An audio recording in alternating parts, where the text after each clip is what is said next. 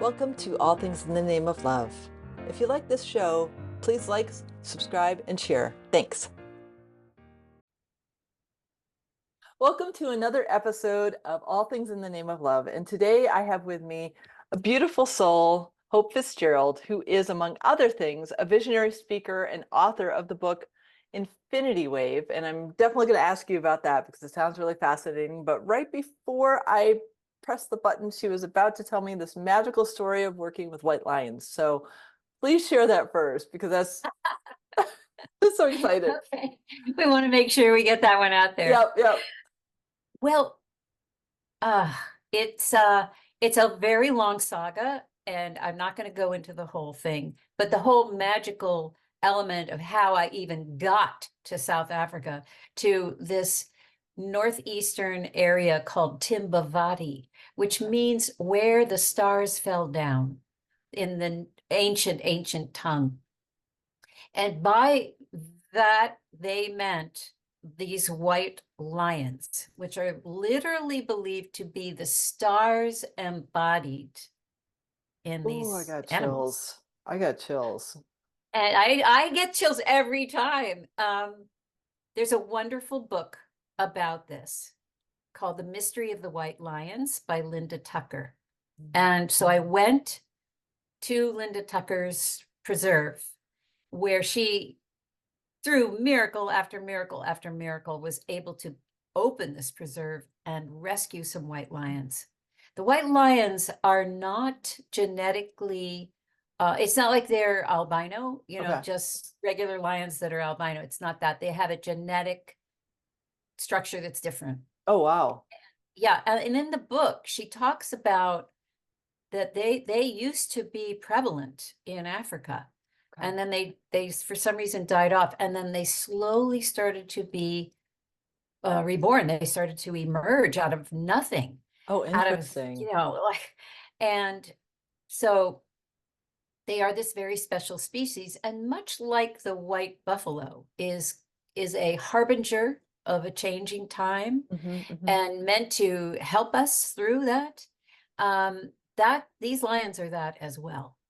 And anyway, what you do when you go to the preserve is you get up at 4 o'clock in the morning and you get on a Jeep that's open in the back. There are 3 benches, nothing around you. It's not like you've got even a little canopy. Oh, wow.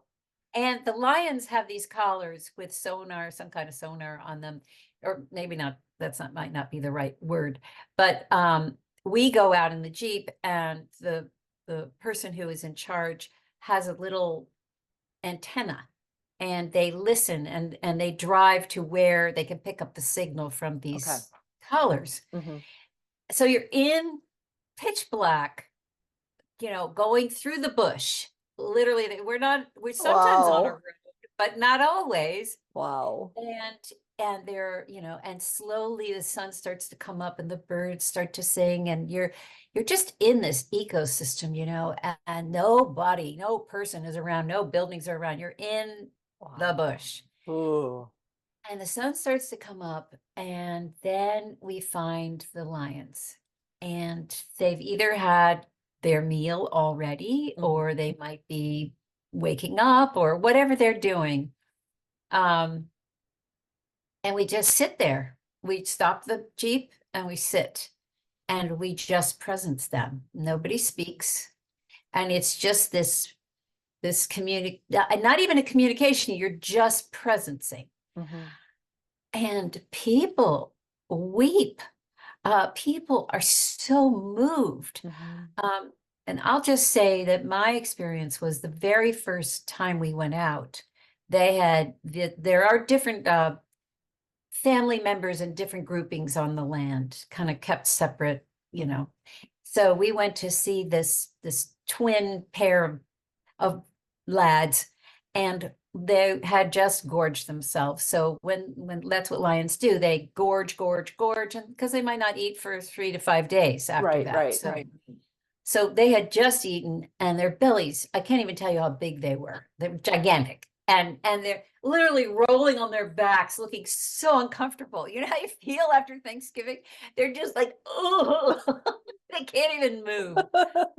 And then one of them, and I was sitting in the very back corner of the the Jeep closest to them.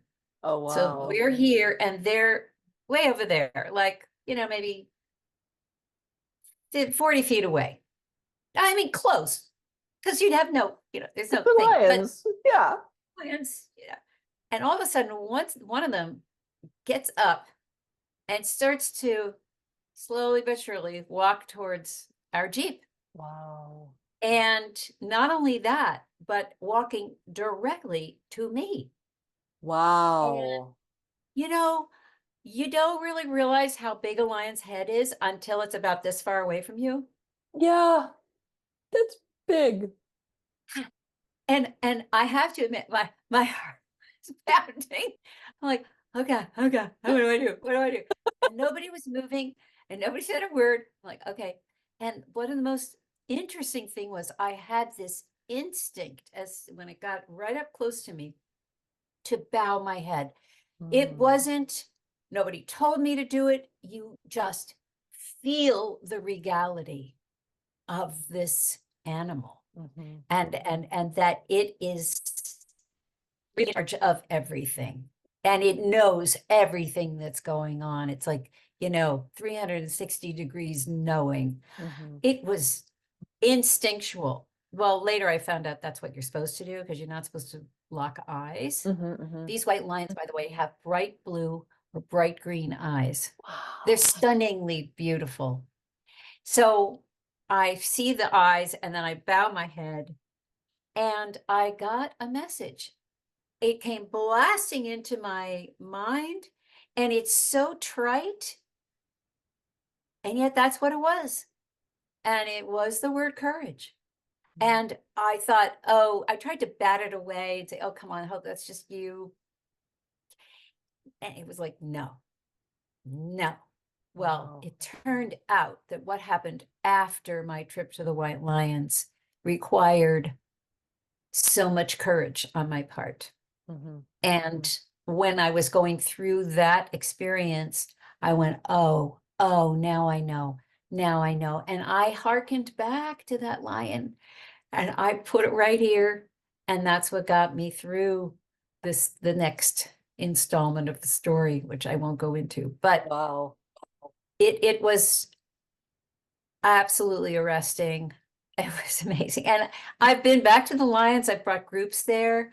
Um, I've never seen a lion approach the van or the Jeep on any of the visits because you go out in the morning and then at Yeah, dusk and yeah. then the sun goes down and then you see them twice a day. And I never saw that again. Wow. Talk about a message for you. It really was. And the whole reason that I was there was to get it. So, it's just, how can you explain, Yeah, it's so hard when we get those undeniable messages and our left brain is like, "Are you sure that happened?" And it's Yeah, like, "Yeah, yeah, it actually happened." I've had two experiences. There was a time where I was walking dogs, and in these occasions, two dogs, two times, walked up to homeless people in Portland, Oregon. And I channel something to them. I don't know what it is, but the dog held space for me and the yeah, person. So there was safety built into the dog. And then I'm just letting whatever wants to come through. And then when the dog feels I'm complete, the dog moves. yes, And it's like, I don't even know how, like, how did that, like, how did you know I needed to see this person or these young men or like where, like, they know. yes, they do. And And they know their job. The ones who facilitate these communications know their job. yep. Um, I have a good friend who's an animal communicator and she knows every animal on her farm. They all have their piece of work to support her. Mhm. And when a certain kind of message is coming through, her cat will wander in and lie in her lap and then go away. And then if it's a different kind of message, the dog will come in. It's just the horse. Yeah. They all have their piece. Mhm. It's amazing. So beautiful. And we're beginning to realize that. Yes, and I think it takes an experience like the one I described or the one you described. It takes an experience where all of a sudden the window opens and you grasp the masters that they are Mhm. and how it's never an accident that they come in to Right. your space or you enter their space at a particular point in time. It's they're masters, that's all I can say, and I Yeah. bow to them. Yeah. I love when I slow down what comes through. And what I've seen since I've started doing, well, even before started learning body talk, was my relationship shifted. I used to ask permission of the human if I could pet their dog on a walk. The dog will come to me if they want the pet. Mhm. It's more of a like the last time I saw a dog that like ran towards me, like not like on leash, but like ran. I just started petting the dog, and afterwards I said thank you to the human because like it's very obvious when they can sense like, oh, this one, I want to connect with this one for some reason. I don't know what the message is. It doesn't really matter. There needs to be an energy exchange, and it's just fascinating to see the shifts. Yeah, yeah, I agree. Wonderful, wonderful. So I'm going to ask you now that we've had this amazing conversation about white lions. Um, what has your journey been to open you up to receive stuff like that? Well, you know, I came in apparently very curious about all of this. First of all, Mhm. I was born to a mom who was hiding her Jean Houston book, next to her bed so nobody else would know. Oh, And I know, well, that's how it was in those days. yeah, yeah, I And know. and then I was really trying to understand. I asked my mother when I was like 9, can you take me to all the different churches and synagogues? Can take me all the places. I was searching for something. Hmm. I didn't really find it. I started meditating when I was a junior in high school. And my mother, again, sort of had a breakthrough. She got divorced and started to learn about herbs and healing and all of that. So all of a sudden, what next thing I knew, we had teachers in our house and groups were Oh, coming wow. in advance, and it was all very really counterculture at the time. And so I sat in on the classes and I started to learn, hands-on healing. I was still in high school, That's awesome. Yeah, it was great. And then when I was 21, I went to the Findhorn community in northern Scotland, Mhm.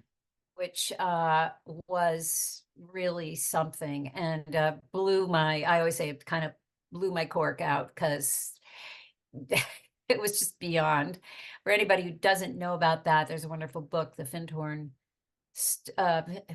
Story, I think it's called. And it talks about the magical produce that was growing in sand, Yep. basically, and in cooperation with the plant devas. And the woman, the wife of the husband and wife team, would hear this voice every day telling them what to do. Literally, layer some seaweed and at 6 inches and things like that, but also directing in a spiritual way the growing community that came to see what was going on. Hmm. And so that really changed my life. Oh, yeah.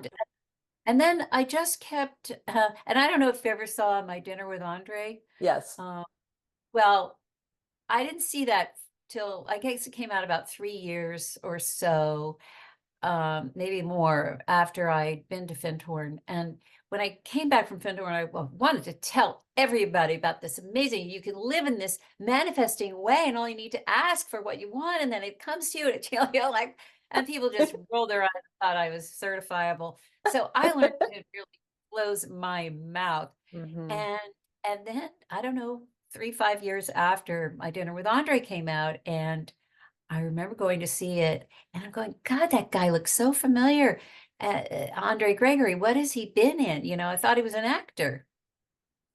then I realized he was sitting next to me as we were putting the rocks on the roof of the main hall as part of our work duty.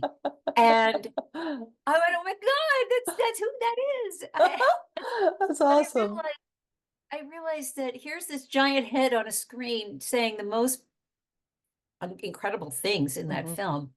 And I thought, maybe I can loosen up a little and not be so tight-mouthed about it. Well, anyway, long story short, I just developed a parallel path of my spirituality alongside my regular life. And that went on for decades. Along the way, I learned different kinds of healing. I read everything you can imagine, and I had some experiences. It wasn't until 2010, and I worked with sound. Like I was always doing whatever, Mhm. everything, kitchen sink.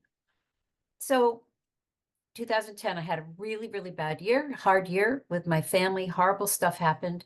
And I was so depleted at the end of it that I went to back-to-back sound healing workshops in Washington State with Tom Kenyon.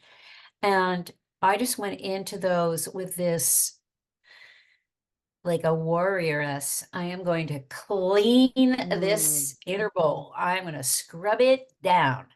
And I did. And every single practice was a deep, deep initiation, really. I didn't know what to call it at the time, but Mhm. looking back, I'm like, oh, okay, you really went through the knothole. Yeah. And the very last practice of the very last day, I had one last question. I put the question out before the practice started. The practice goes, I get my answer. I'm so blown away by the answer. And I'm so grateful that in my mind's eye, I went down on the floor, prostrate, and out of me springs these words: I am a willing vessel, do with me what you will. Now, these were not words that I ever thought about saying. They Right, just right. rang from me. Wow. And then the practice was over. And I was so empty that I felt fantastic. You could have called me any name and I would have answered. Go home. 3 days later, I'm with my dear friend and I'm walking across my living room. She's sitting there. I'm walking across my living room, I'm telling her about my time with Tom Kenyon. And all of a sudden, in front of me is this giant wave of beautiful, sparkling turquoise water. Oh, And cool. it's moving toward me. And I'm seeing it. And there's also a kind of byline that's in my head. I can see like a ticker tape.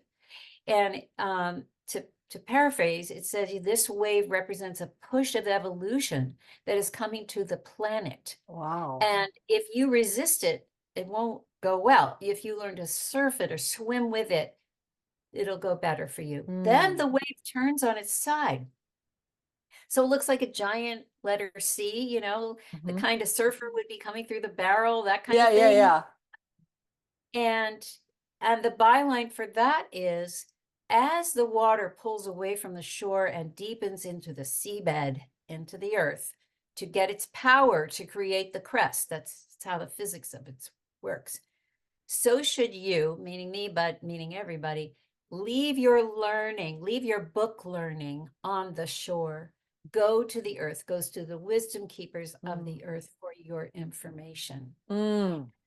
Mix that with this, whatever this incoming wave is. And then instead of the letter C just falling down into the water like it normally would, it turned into a figure eight made of flowing water, upright like this, right? Wow. It hung out in front of my third eye, about 18 inches, about this big. Um, and there was no explanation. So I'm standing there and I'm telling my friend what I'm seeing and what I'm here reading, as thank God I had a witness. I'd never had visions before. I'd Mm. had, I've had audible things, I had, whatever, but this was a whole new ball game. And I thought I was going mad. Mhm.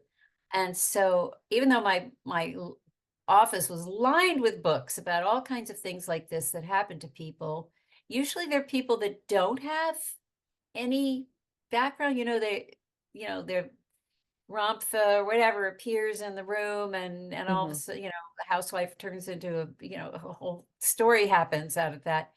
And I thought that kind of thing would never happen to me because I gathered a lot of information and, and I kind of knew it a little bit, but I thought, no, it'll never happen to me. And then it happened to me and it blew my circuits. So I went around for about 3 days with this kind of thing in front of me, watery version of an eight. And then I sat down. The good thing is that I had already been a dowser for 15 years at that point. And because it was really, when I started, it was at the very beginning of being able to use a computer, but we did not have internet. Okay. So I just thought, just like with Findhorn, I'm just going to, nobody will understand what I'm doing. Nobody will get it. So I just kept it very on the down low and basically taught myself.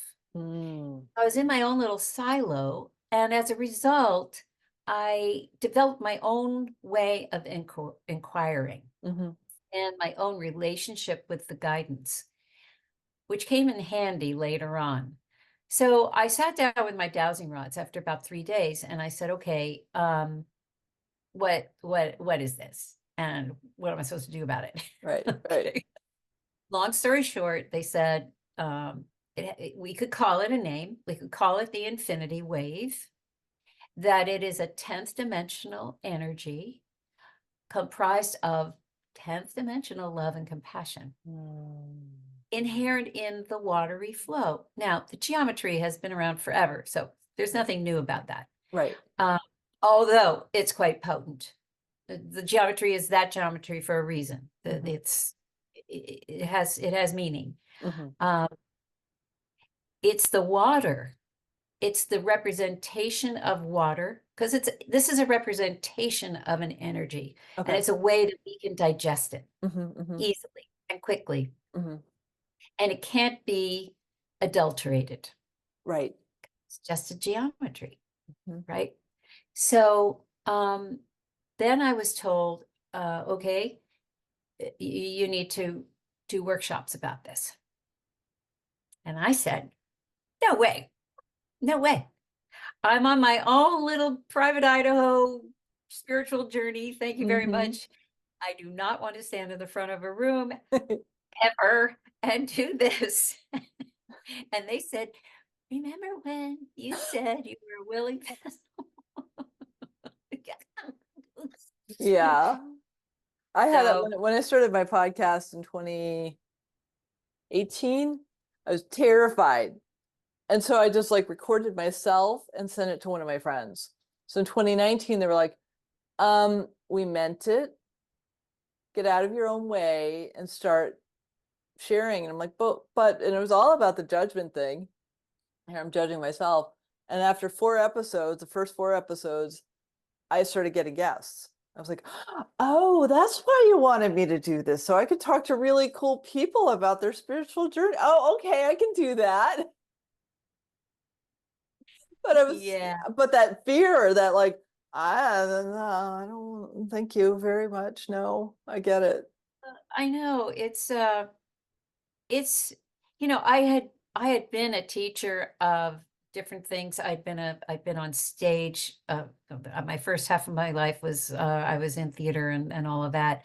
Um, I I was a director. I was a producer. Like I could do a lot of things that required me to get up in front of people and organize and teach.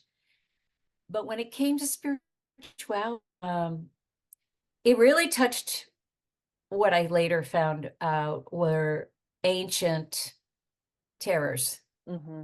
of Hmm. things that happen to you when you speak out about this kind of thing. Hmm. And I also all never, even with all my lifelong history, I didn't feel qualified. You know, I'm just another seeker, Hmm. and I am just Right, another seeker. right. I absolutely am. So what qualifies me to stand in front of anybody else? Hmm. So once I came to understand that this infinity wave came to me and that it was up to me to do something about it, and that I had said I was willing, I said, okay, but I was terrified. Um, so I did it. And what happened was, uh, what's great about dowsing is you can figure out the structure of anything Mm. just by dowsing. So what do you want? You want 3 weekends, 1 per month. Okay. And how many hours do you want the weekend to be? Like, you can break it down. Mhm. Okay, I have my structure.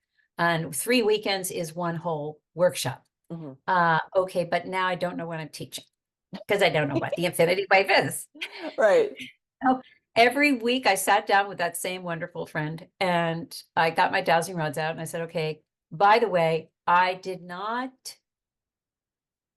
didn't feel great about channelers.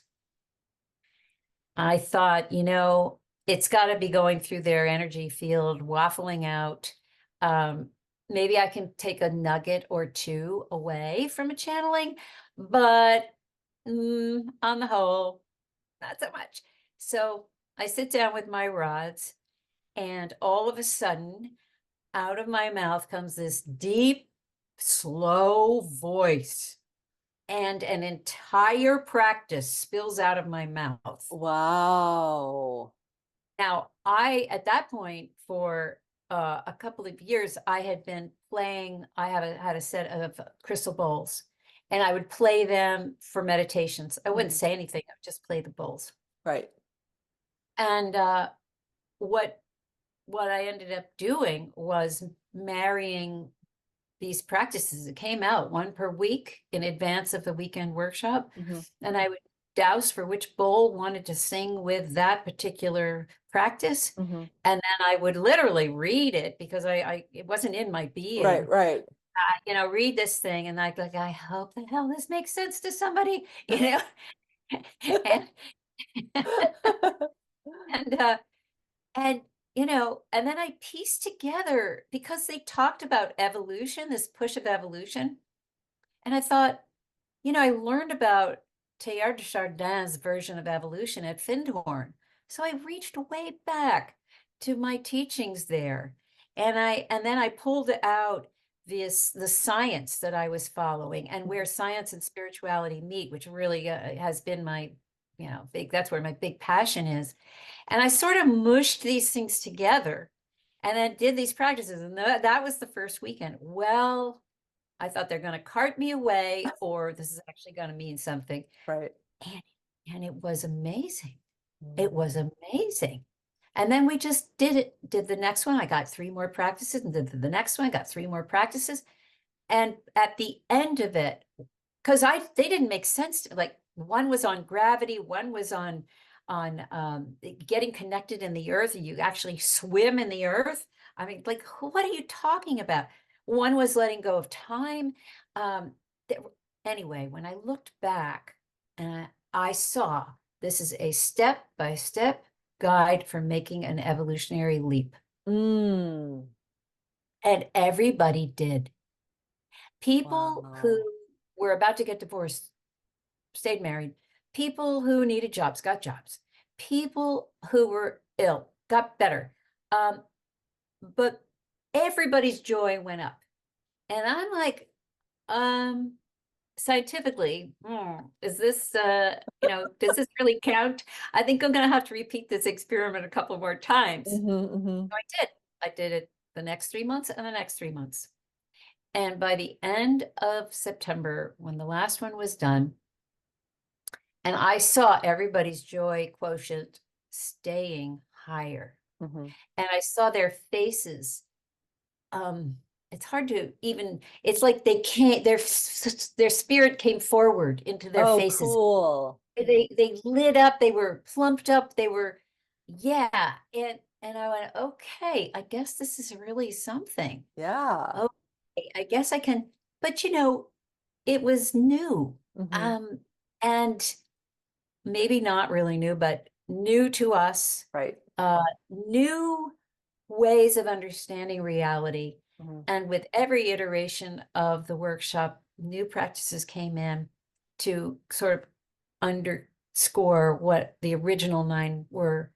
And then we were off to the races and haven't looked back. Wow. And since then, the egregore of the infinity wave has grown because I've been teaching it this whole time. So now it's so easy. Plus, I'll tell you one more thing. So when this came in at the end of 2010, they said this wave will be wrapping around the planet and anchoring in at the end of 2011. Okay. So we had the whole year of 2011 to practice and try it out. Well, needless to say, I know there's a collective unconscious, there's a collective consciousness. So I'm going to go and search. So go online, and is the infinity sign anywhere? No, it is nowhere to be found except for in math. Nowhere. And I know that's hard to believe today, Yeah, but it's but true. wow. It's true.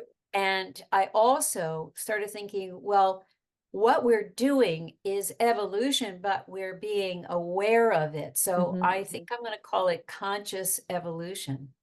And so I look online, is there anything about conscious evolution?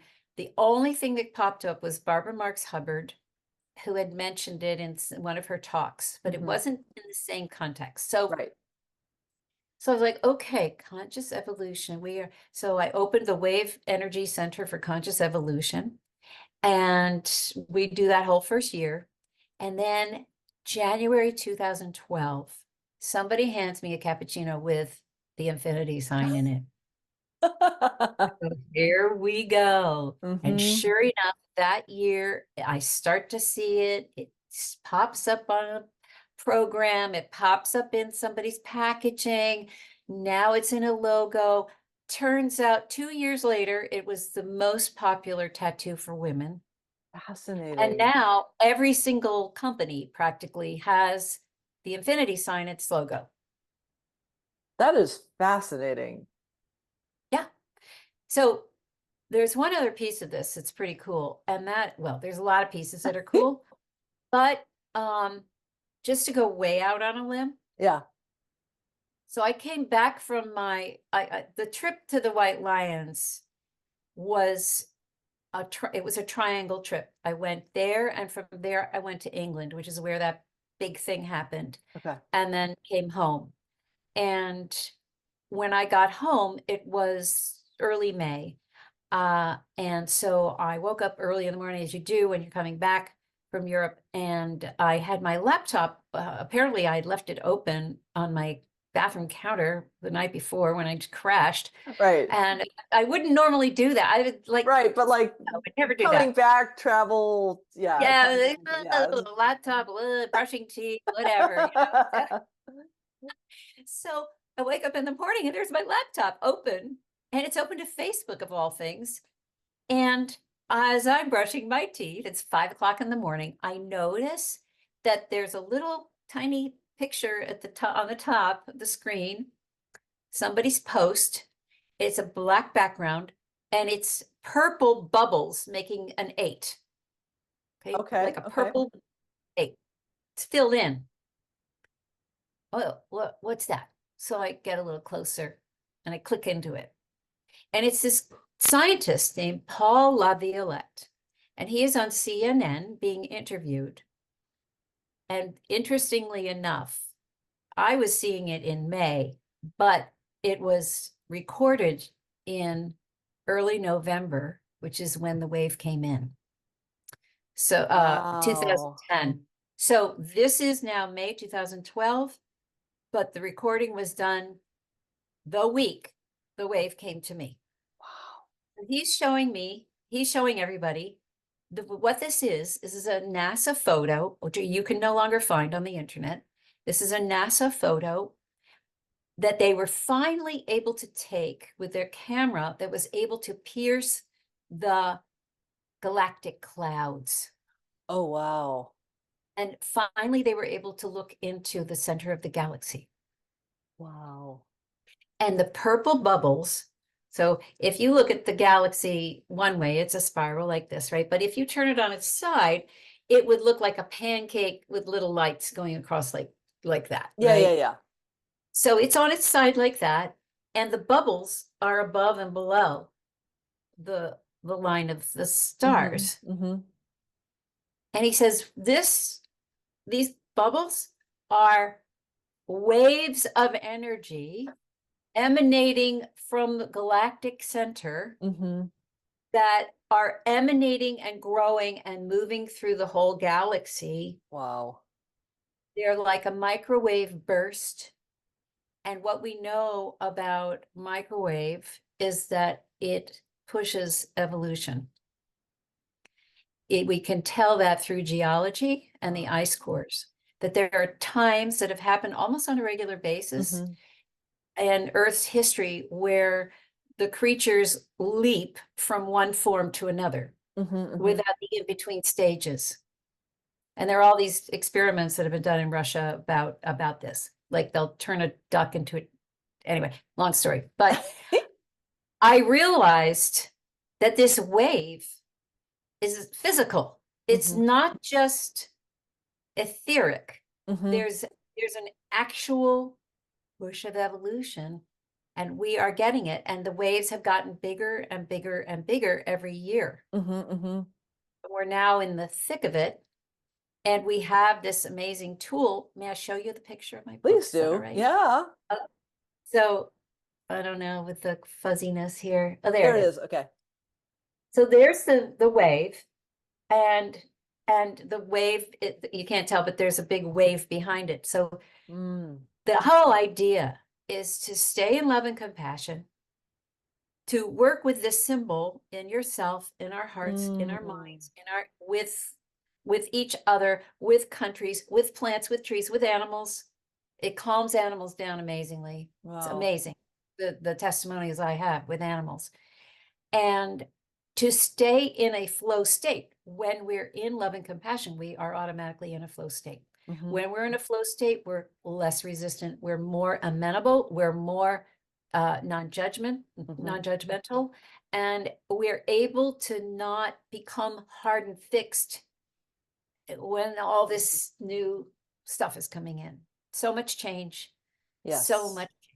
Oh, yes. Yes. Yes. So Just that's kind of it in a nutshell. that's beautiful. I love that. One of the practices I bring every day is I activate my Merkaba, and then I Mhm. have the toroidal field, which to me is the sideways 8. It is. It Um, is and I send out unconditional love as far as it wants to go. beautiful. Um, and so I love like how sacred geometry is helping us awaken to the multidimensionality that we are. Yes. Yes, it sure is. And the fact that it would come in this symbol, in this geometry, we have the fact that it's perfectly balanced. Mm-hmm. So whatever you want to put into the let's perfectly balanced, feminine, masculine, Mm-hmm. our, higher self, our lower selves, our, all of those things, so many things can fit into Mm-hmm. the balance of that, the alignment of that.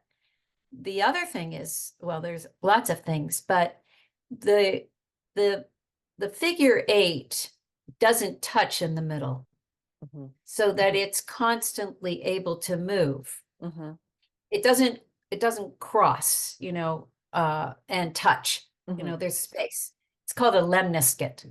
And that's important because what this also represents is this expansion and contraction that is natural in nature, in our Yeah, world, right? yeah. In the universe, actually. It expands and it contracts. So Mm. that's another reason why being in a flow state, we can also expand and contract easily and Mm-hmm. without resistance. And there's another piece of, there's so many pieces of this, but where these things kind of almost touch, but come Mm-hmm. together like this, there's a word that I learned at Findhorn called peduncle. And the real That's word, a and it's fun a great name. word, I know, right? But it's a French word, which would normally be pronounced pedonc. And Sounds so much it's, funnier in English. I know, right? I like it. Okay. Um, so it's in biology, it's where the stem meets the flower. If you think of a Mm, tulip, maybe, mhm. or lily, whatever, it's where that junction Yep, happens. yep. And Teilhard de Chardin's theory of evolution had to do with a series of peduncles. So you move, he was a 19th century famous Renaissance man. Basically, he was an archaeologist, he was a priest, he was a philosopher, he was a writer, he was so many things, and a fantastic person. But he talked about these peduncles as the way that we evolve. So Mhm, if you think of it, maybe a wine bottle, and it's kind of wide at the bottom, and you think about a bunch of atoms in there moving around because everything's always moving. mhm, Usually everything is spiraling. Well, as they're moving upwards and the narrowing neck starts to happen, they start to bump into each other. And then as they get tighter and tighter, they are now causing friction. mhm, So there something happens with this friction as they're going through the neck of the bottle. The peduncle is that narrow to the neck. mhm, And what comes out is a slightly larger, slightly more elegant thing, a molecule. So on and on we go. And mhm, there is a God spark, what he called a God spark, even in the tiniest mhm. particles. Now, he didn't know about all the tiniest particles that we've Right, discovered since then. They right, can't even find the tiniest one right, because right. every time they do, it gets smaller. But a God spark is there. And Mhm. every time that it goes through these peduncles, the God spark grows. Mm, And we are, when you go through evolution, we are sort of that ultimate um, creature mhm, thing. Uh, and the next evolutionary step for us is the superhuman, what he would mhm, call the superhuman. mhm. And he drew them with larger heads, Oh, meaning interesting. that I think the capacity of minds would grow Mhm, and we would be able to be avatars. We would be able to, have cognition and uh, telepathy and, all the things that come mhm, along with mhm. in the water. So of course, we know people already. Over the last 25, 30 years, there have been avatars walking among us. Mhm. And so it's the first time I had thought about evolution not happening somewhere in the background. But, when the wave came in and I started to teach, it's happening right here in front of us and it's happening fast. Right. And that's the other aspect of the wave is that it quickly puts you back into a flow state of love and compassion. Mhm. We don't really have time to stare at our navels anymore, you know, and we need to get in the groove Yep. quickly and easily and realize that when we personally get stuck, feel like we're in that squeeze, we're in our own personal peduncle, Mhm. we know that we're going to emerge from it. Right. That's the order of things that Mhm, we have to emerge from it. It's mhm. just kind of comforting. It's very comforting because, like, when I've gone through shadow work, as it's much better than it was when I was younger. Um, but the process used to be like, I don't even want to look at this. This is going to be too painful. This now, I don't now. Now it's like, oh no, no, no. The sooner I get to see it, the sooner I get to be with it and release it and integrate it. So Beautiful. yeah. That's so great. Linda Tucker talks in her book about these series of dreams she had about lions, opening their mouths. She'd wake up in the night. It happened over and over and over, Wow. they're about to eat her kind of thing. And once she realized what the lion represented, a fearful thing that the Mm. lion represented, once she grasped it, she went like this, bring it, you know, let me put my head in your Yeah, mouth, yeah, yeah. which is really what you're saying. You start to welcome the Hmm. kind of confrontation of what you want to be unburdening. That Right, is conscious evolution. right. It is, and I see it. What I feel, and this is just from experiences in the past couple weeks. So as I've been out and about, I live in rural Oregon, I've experienced that state of like this like pressurized depression or despair. Yep. And like right here is where like it's like that's how close we are to the next. And it's interesting to witness it because it's in the consciousness. Um, and yet I feel that I already feel the other side. I feel what's happening. I know intuitively that we are that close and like things are radically going to shift very soon. I feel that. So it's interesting to see that like and have the compassion for that energy. Yeah. I'm like, I feel guilty for eating here right now at a restaurant because I was feeling that despair, Yeah. but I also know what's on the other side. So it's like, yes, you feel despair because you don't know yet. But on the other side of this, you're going to be like completely different. Yeah. It's along the way, having become a channeler, much to my chagrin. uh, I was just transcribing we were taught, my group was taught by the Hathors for about a year. Hmm. And I was just transcribing one of the practices today before I got on the call with you. And they always say great changes upon you. Mhm. You know, it's going to look chaotic. It's going to look, all of it is going to, be quite upsetting at times. But if you remember that this is how evolution happens, Mhm. that even within yourself you have a shattering when you have an understanding about yourself. Mhm. You can't get beyond that glass wall until you see it, feel it, and it shatters, and then you can move on. Mhm. So all of this happens, and that we just, not only did we ask to be here, Mhm. but we were chosen to be here Mhm. because we are the strongest of the strong. Yep. Yep. And the the image that they gave is of a lighthouse and Mm. the stillness of the lighthouse in the storm, yet always being a beacon, Mhm. always providing that guiding light. And that's such a simple metaphor, but it's powerful too, Mhm. really powerful. So I think when despair kicks in and it's almost impossible to avoid it, um, if we dare look at everything that's happening. But when I go back to becoming a lighthouse, it helps. Mhm. And then I run a wave in that lighthouse. That's beautiful. So I'm Um, strong but wavy. mhm. Mhm. Strong and flexible like a bamboo. There you go. Well, Hope, I would love to continue chatting. I have another podcast at 3. So I do want to ask you one more question for now, and that is how do people find you? Oh, wonderful. Thank you.